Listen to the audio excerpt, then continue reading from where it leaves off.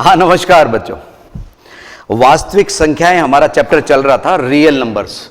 और बच्चों जहां जहां कंसेप्ट इंग्लिश में होंगे वो हम इंग्लिश में भी बताएंगे आप लोगों को। जैसे रैशनल नंबर परिमेय संख्या होती है, इर्रेशनल नंबर अपरिमेय संख्याएं। तो जिनको आगे इंग्लिश मीडियम में जाना है वो इस तरह की इंग्लिश मीडियम की बुक्स भी मार्केट में आ चुकी है, ठीक है। और आप लोगों को ये तो मालूम ही होगा कि हर जिले में एक एक इंग्लिश मीडियम अपने राजस्थान बोर्ड में इस साल से स्थापित की गई है। तो हम यहाँ पे रियल नंबर्स, इसके बारे में एक क्लास हमारी 10th के लिए पिछली बार हो चुकी थी, लेकिन कुछ साथी अगर नहीं थे तो हम फिर से समझा दें जरा कि हमने यहाँ पे रियल नंबर्स में वास्तविक संख्याओं को दो भागों में बांटा था। तेजी से वास्तविक संख्याएं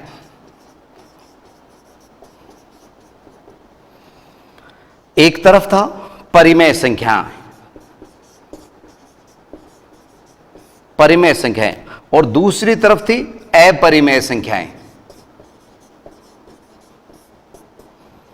परिमेय अपरिमेय। इसमें परिमेय में एक तो होता था शांत दशमलव और एक अगर अशांत होता था तो वो आवर्ती दशमलव देता था। और एक बात बता दे बच्चों, यही 9th में चल रहा है हमारा। तो जो बच्चे अगर दोनों क्लासेस अटेंड कर रहे हैं उनको तो रट ही गया होगा ये। और इधर में ये अपरिमेय में क्या होता है, अशांत और अनावर्ती, यानी वह रिपीट भी नहीं होता है। तो एक तरफ परिमेय और एक तरफ अपरिमेय। और अपरिमेय में होता क्या है कि ये अशांत यहां आवर्ती था, ये अनावर्ती होता है। एग्जाम्पल्स वगैरह हमने समझा भी दिए थे। और अब आप लोगों के पाठ्य पुस्तक में ये इस जगह पे जैसे 2.4 है एक्सरसाइज, जिन बच्चों के पास में ये बुक आ चुकी है वो घर पे आज इस सेकंड चैप्टर को थोड़ा सा रिवाइज करिएगा। एक्सरसाइज 2.4 2.4 में जो पेज नंबर 43 पर स्थित है उसमें कहा गया है लंबी विभाजन प्रक्रिया का उपयोग न करते हुए बताइए कि निम्नलिखित परिमेय संख्याओं के दशमलव प्रसार शांत है या अशांत आवर्ती। जब P/Q की फॉर्म में है तो या तो शांत होगा या अशांत आवर्ती होगा। तो यही चीजें आपकी 2.4 में लगेंगी।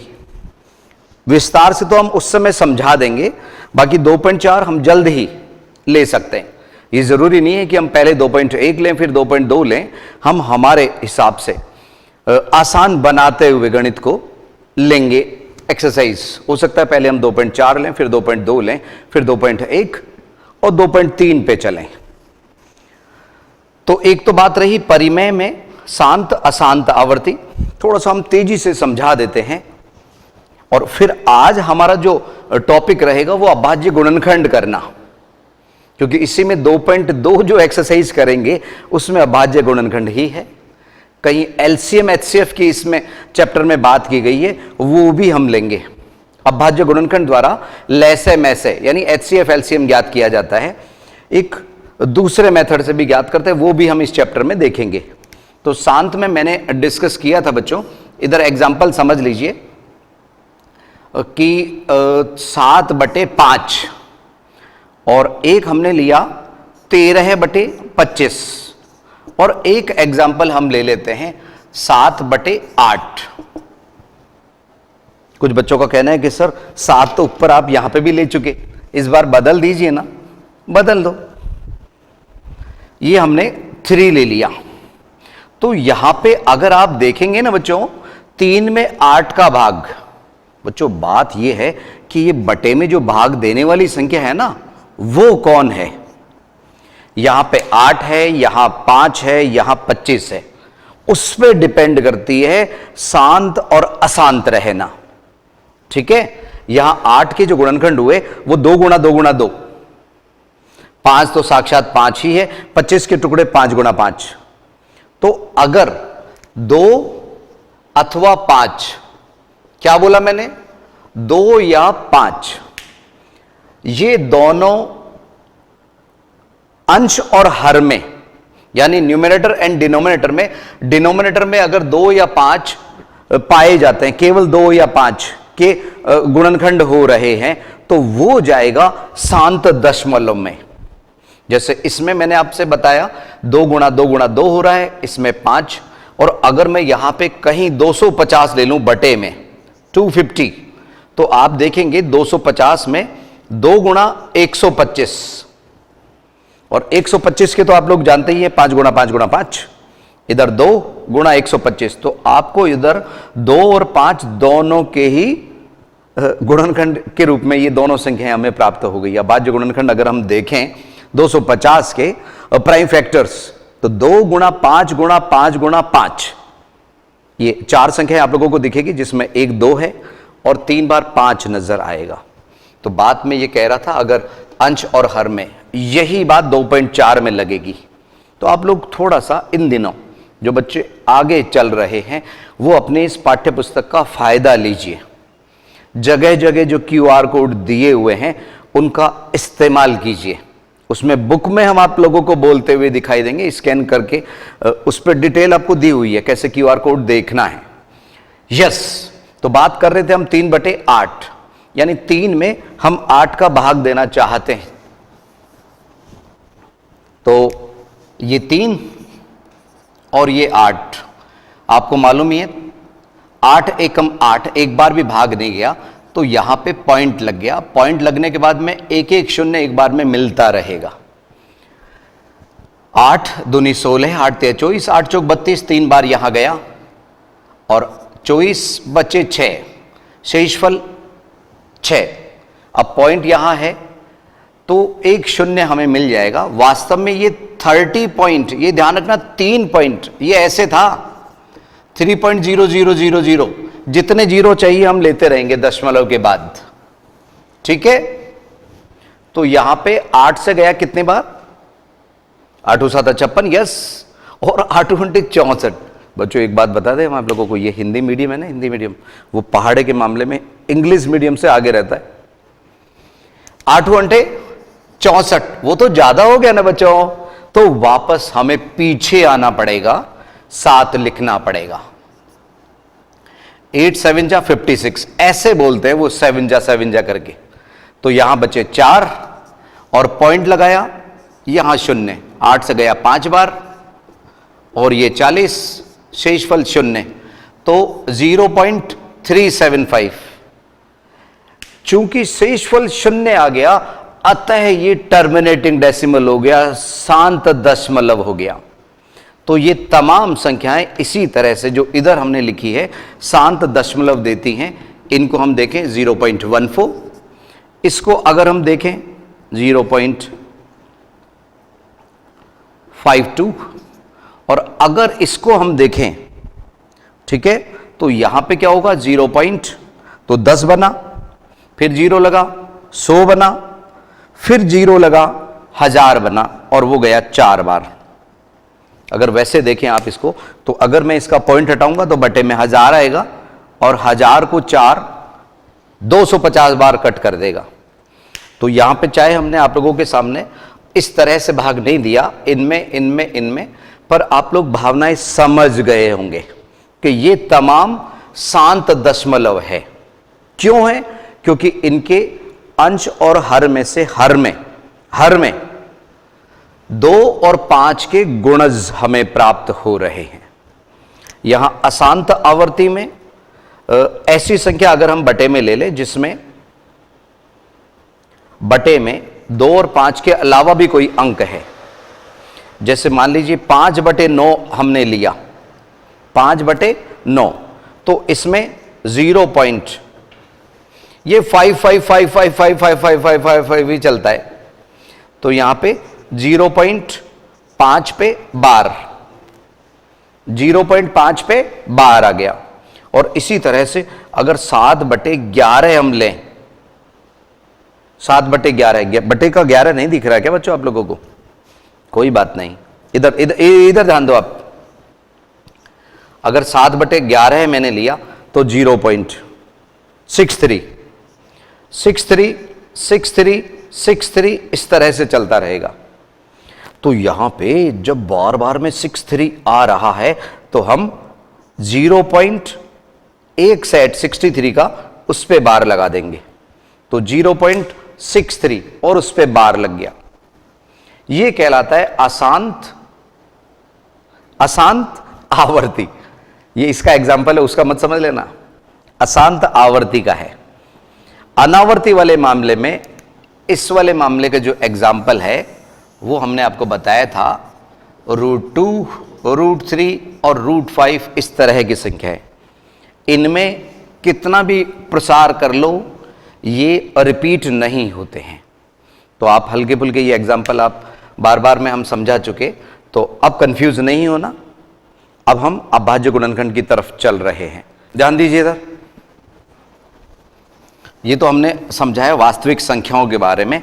ये परिमेय और अपरिमेय दोनों संख्याएं मिलके वास्तविक संख्या यानी रियल नंबर बनाती हैं, और इनका रियल नंबर्स का ये वाला जो रूप है √2 √3 वाला, इसको भी एक बार समझ लीजिए इनके प्लस माइनस कैसे होते हैं अपरिमेय संख्याओं के। मान लीजिए √3 मल्टीप्लाई बाई √3 इंटू √5 है, ठीक है, अलग अलग एग्जाम्पल से हम समझा रहे। तो ये √3 गुणा होके 3 बना लेगा, और ये बेचारा अकेला रह गया तो ये √5 रह जाएगा। अगर यहां पे √5 इंटू √5 इंटू √5 इंटू √5 है, कितनी बार? 4 बार। तो ये 5 बना लेंगे और ये गुणा होके 5 बना लेंगे, 5 गुणा 5 25। और इधर से मान लीजिए 5√3 इंटू 5√3 है, 5√3 मल्टीप्लाई बाई 5√3, तो 5 से गुणा होके 25 बन गया। और इस दौरान √3 को एक √3 गुणा होने के लिए मिल गया, तो वो 3 हो गया, और ये हो गया 75। ध्यान रखना हम यहां पे पॉजिटिव वैल्यू ही ले रहे हैं। अगर आप यहां पे √3 इंटू √3 √9 लिखें तो प्लस का 3 और माइनस का 3 दोनों हो सकते हैं, लेकिन हम केवल पॉजिटिव वैल्यू ले रहे हैं। अब आगे, अगर मान लीजिए यहां पे √3 इंटू √3 इंटू √3 इंटू √5 इंटू √5 है, और एक और √5 ले लीजिए, तो यहां पे इसका पेयर बना 3 हो गया, इसका जोड़ा बना 3, अरे 3 नहीं बच्चों 5 हो गया। यहां पे 3 बना, यहां पे 5, 5 3 15 है। लेकिन ये वर्गमूल में तो है, लेकिन दोनों अलग अलग संख्याएं हैं, तो ऐसे में बाहर 15 हुआ और वर्गमूल में भी 15 हो गया। ध्यान रखना बच्चों, अगर वर्गमूल में अलग अलग संख्याएं हैं ना, जैसे √3 गुणा √7, तो वो √21 हो गया। कितना? √21, 7 या 21, वर्गमूल में 21। और इधर में ये जोड़ा बना 3 बना, ये जोड़ा बना 5 बना, 5 या 15, वर्गमूल 15 है। इस तरह से इधर 5 गुणा 5 25, और इधर √3 से गुणा होकर 3 25 3 75, इस तरह से। यस बच्चों, और इसी में अगर प्लस आ जाए ना बीच में, प्लस कैसे? ध्यान दो, जैसे 5√3 प्लस 7√3, तो इन दोनों में वर्गमूल का जो पार्ट है √3 है ना, दोनों में एक जैसा है ना, तो वो 7 और 5 12 है, 12 √3 होगा। ध्यान रखना, 7 5 12, 12 √3। और जहां तक इधर की बात है, अगर मान लो यही गुणा में है, कंफ्यूज नहीं होना बच्चों, यही गुणा में है, ये तो जोड़ था, प्लस था, ठीक है। तो यहां पे 7 पंजे 35 बाहर आ गए, और इधर √3 को √3 ही मिल गया साक्षात, तो 3 आ गया, तो गुणनफल 105 आया, 35 दिया 105। और अगर यही सवाल माइनस में है, बीच में माइनस का चिन्ह है, कैसे? 5 √3 माइनस 7 √3, तो यहां √3 होने के लिए प्लस माइनस हो जाएगा, ये √3 होने की वजह से बचा किसका? बड़ा माइनस का है ना, तो माइनस का 2 √3 बचेगा, इस तरह से। तो ये प्लस माइनस का और ये गुणा का, और ऐसे बटे में। ध्यान रखना बच्चों, ये कौन सा? इर्रेशनल नंबर, यानी कि ये अपरिमेय संख्याओं के कुछ हम प्लस माइनस करना सीख रहे हैं। बच्चों यहां पे हम 1 से 100 तक अभाज्य संख्याएं लिख रहे हैं। इसमें अलग अलग शब्द आएंगे बच्चों, कभी कभी कोई को प्राइम, सह अभाज्य, इस तरह की नई नई शब्दावली आएगी। ये अभाज्य संख्याएं हैं। आपने देखा कि यहां पे 1 मैंने लिखा था लेकिन उसको मिटा दिया, क्योंकि 1 को बेचारे को भाज्य भी नहीं मानते और अभाज्य भी नहीं मानते। किसको? 1 को। तो ये अभाज्य संख्याएं हो गई। कहां से कहां तक? 1 से 100 तक। क्यों? क्योंकि ये किसी भी पहाड़े में नहीं आती, किसी की टेबल में नहीं आती। तो अक्सर आप ये 100 तक की संख्याएं लिख लिया करो। पता है क्यों? इसमें जैसे हमने 91 सोच लिया, हमें लगा कि यह अभाज्य संख्या है, तो अगर आपने पहाड़े पे गौर किया तो 7 से 13 बार कट रहा है, तो यानी कि यह अभाज्य संख्या है ही नहीं। 51 कईयों को अभाज्य लगती है, क्योंकि बच्चों ये 1 वाले जो है ना, देखो 11, 31, 41, 61, 71 आदि आदि, तो 1 वाले थोड़े से ज्यादा संख्याएं हैं, तो कई लोगों को लगता है कि 51 भी होगा। पर यहां पे वो भाजकता के नियम ध्यान रखिए, 5 और 1 6, तो इसका मतलब 3 से तो कटेगा ही कटेगा। ठीक है, कितनी बार कटा? 17 बार। तो कुछ बच्चे हमारे इस मामले में कमजोर रहते हैं, पहाड़े वाले मामले में, तो वो भी ध्यान रखिए। 13 का पहाड़ा, 17 का पहाड़ा, 19 का थोड़ा सा मुश्किल होता है औरों से,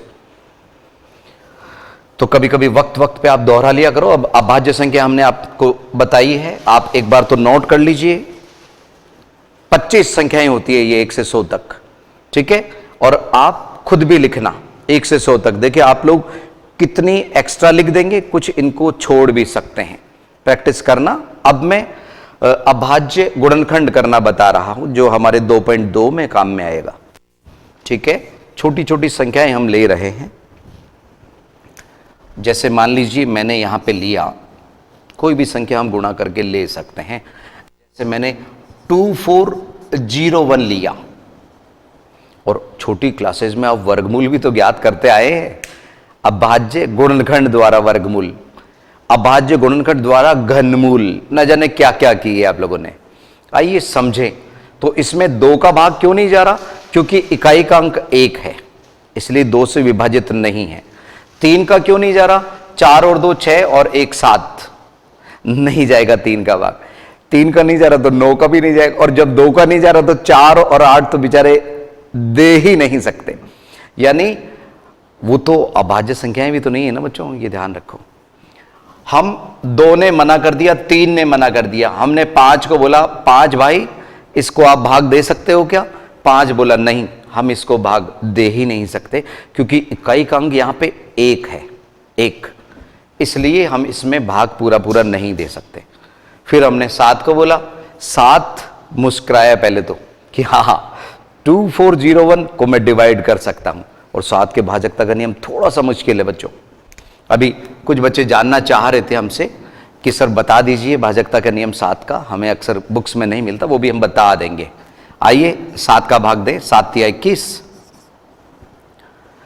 21 बचे 3, उत्तरा 0, 30 हो गया।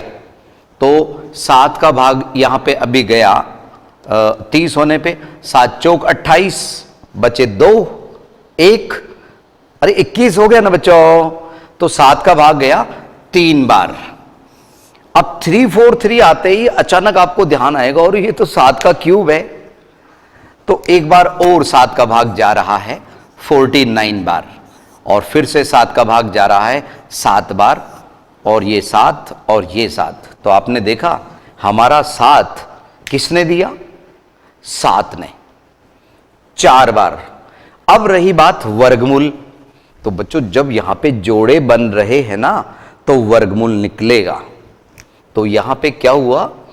2401, इसका वर्गमूल, वर्गमूल में 7 गुणा 7 गुणा 7 गुणा 7, तो एक जोड़ा तो यहां बना, एक जोड़ा यहां बना, 7 गुणा 7 बराबर 49, 49।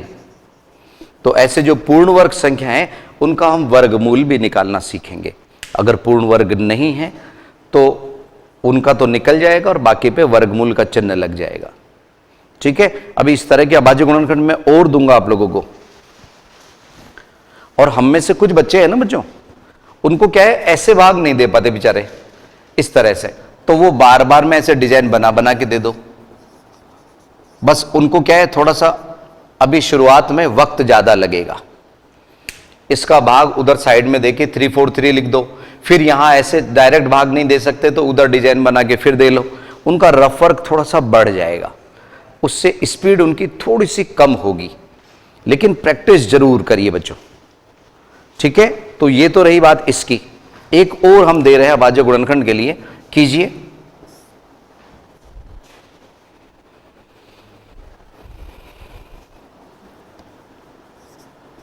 टू 2916, ये भी हम आप लोगों को बता दें कि किसी संख्या का स्क्वायर लिखा है हमने 2916। आइए बच्चों, 2916 करने हमारे को अभाज्य गुणनखंड है। छोटी छोटी क्लासेस से आप लोग पढ़ते हुए आए प्राइम फैक्टराइजेशन। तो यहां पे दो, पहला सबसे छोटा जो अभाज्य संख्या हमारे पास प्राकृत संख्याओं में वो 2 है, और 2 एक ऐसी अभाज्य संख्या है जो सम संख्या है, इवन है, उसके बाद में कोई नंबर इवन नहीं आएगा। तो यहां पे 2 का हमने इसमें भाग दिया, 2 का भाग 1 बार गया, 2 का भाग 4 बार गया, एक शेषफल 11 हुआ, 5 बार गया, फिर एक शेषफल, तो यहां पे गया ये 8 बार। फिर से देख लीजिए, यस, इधर 5 बार और इधर एक 8 बार। अब 2 से फिर से जा रहा है क्योंकि इकाई का अंक 8 है, तो ये गया 7 बार, फिर 2 बार और ये 9 बार। अब 7 to 9 में इकाई का अंक आ गया 9, तो जो 2 है अब भाग नहीं दे पा रहा, क्योंकि अभाज्य गुणनखंड में हम तभी भाग देते जब वो पूरा पूरा भाग जाता है। तो अब हमने अगली संख्या ली 3 का भाग पूरा क्यों जा रहा है, क्योंकि इसका टोटल 18 हो रहा है। 18 का मतलब 9 का भाग जा रहा है, 9 का मतलब 3 का 2 बार तो लगेगा ही लगेगा। तो अब हम यहां पे भाग दे रहे हैं 2 4 3, फिर से 3 का भाग जा रहा है क्योंकि टोटल यहां पे 9 हो रहा है। 8 और 1 81, और इधर 3 का भाग गया 27 बार, और फिर से 3 का भाग जा रहा है 9 बार, 3 का भाग जा रहा है 3 बार, 3 का भाग जा रहा है 1 बार। तो यहां पे आइए देखें हम जोड़े बन रहे हैं या नहीं बन रहे। हाँ बताइए, तो ये जोड़ा बना, ये भी बना, ये भी बना और ये भी बना। इसको हम घात के रूप में भी लिख सकते हैं, 2 की घात 2। 2916 is equal to 2 raised to power 2 into 3 की घात कितनी, 1 2 3 4 5 6, 3 की घात 6। अगर दोनों की घातें सम आ रही है तो वो पूर्ण वर्ग संख्या है, ध्यान रखिए।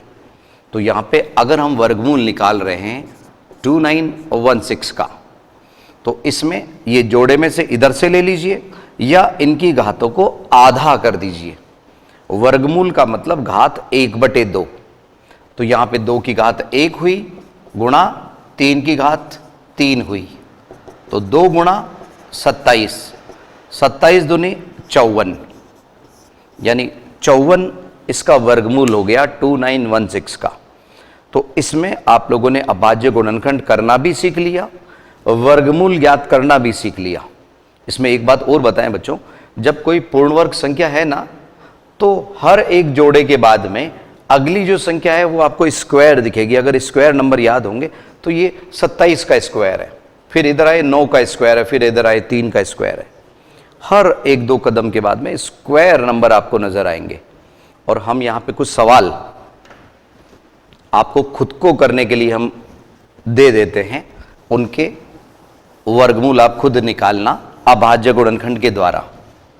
ठीक है ना बच्चों। A, B, C और D, यस, मन से ये सवाल हम आपको दे रहे हैं, वर्गमूल निकालना अभाज्य गुणनखंड द्वारा। 11664, 9216। दिख तो रहा है बच्चों आप लोगों को? 9216, 5625, 5625, 11664 पहला, 9216, 5625 और एक और दे रहे हैं 2304। तो ये 4 सवाल आप स्वयं कीजिएगा